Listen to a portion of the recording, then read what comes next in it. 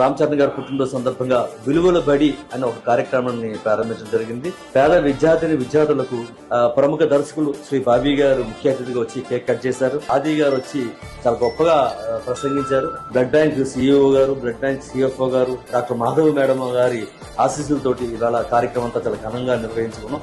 ఈనాటి కార్యక్రమంలో పాల్గొన్న ప్రతి ఒక్కరికి పేరు పేరున హృదయపూర్వక ధన్యవాదాలు తెలియజేస్తాం. జై చిరంజీవ.